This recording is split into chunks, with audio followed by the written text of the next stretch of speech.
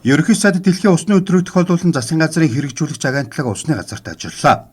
Улсын хэмжээнд өнгөрсөн онд 682 сая метр куб ус ашигласан байна. Үүнийг 252 сая метр куб буюу 3.1 нь ус бохирдуулсны төлбөрт 7.5 тэрбум төгрөг төлжээ. Энэ төлбөрийг бүрэн гүйцэд авч чадсан бол 2025 онд улсын төсөвт 20 гаруй тэрбум төгрөг төлрүүлэх байсан байна.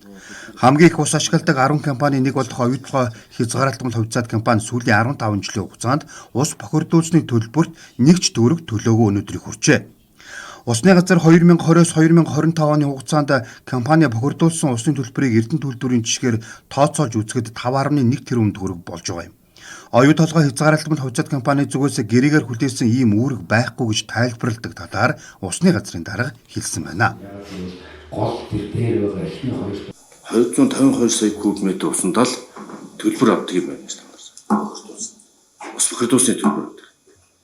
Тэгтэл ч одоо бараг 600 сая куб метр ус ашиглаад бохирдуулаад байна шүү дээ, тийм ээ.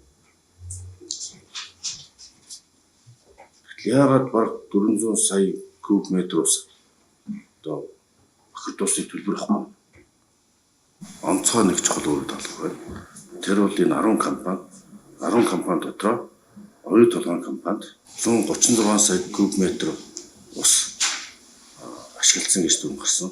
Одоо юугаар хаачаад байна гэхээр хөрөнгө оруулалтын гэрээнд нэмэлт төлбөр хураамж татвар нэмэгдүүлэхгүйгээр заасан гэдгээр таардаг.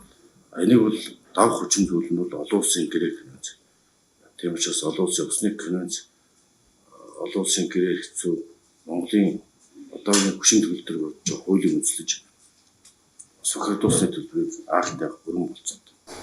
За тийм учраас энийг олон улсын гэрээ хэцүүг үндэслээд энэ жилийн усны өдрийг тохиолдуулаад мэддэг. Яг бол ус ба тэгшэрх гэдэг бол ус хангагч нь хамгаалагч, бохирдуулагч нь төлөгч байх хэрэгтэй гэсэн олон улсын зарчмыг бод ажил гэж байна. Олон улсын хэцүүг үндэслэдэг. Ийм учраас 136 сая тонн ашиглуулсан усандаа төлөв тавина. Нэгдүгээр үндэслэл бол хөрөнгө оруулалтын гэрээг баталсан улсын хурлын тогтоол хүчин төгөлдөр мөрдөгдөж байгаа хуулийн үрэлт гэсэн үг. Нэгдсэн үндэсний байгууллагын усны конвенц доктортой хөгжлийн зорилттой хүчин төгөлдөр мөрдөгдөж байгаа хуулиудыг үндэслэн тус компаниас ус бохирдуулсны төлбөр авах бүрэн үндэслэлтэй гэж ерөнхий сайд байр суурь илэрхийлжээ.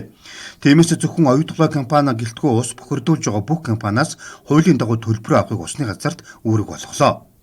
Оюу толгой компани 2020-с 2025 онд жилд 12.3 сая метр кубээс 17 сая метр кубоос бохирдуулсан гэж усны газар үүсэж байгаамаа. ийм усан сан байх асуудал байгаа. Бид олон жил ийм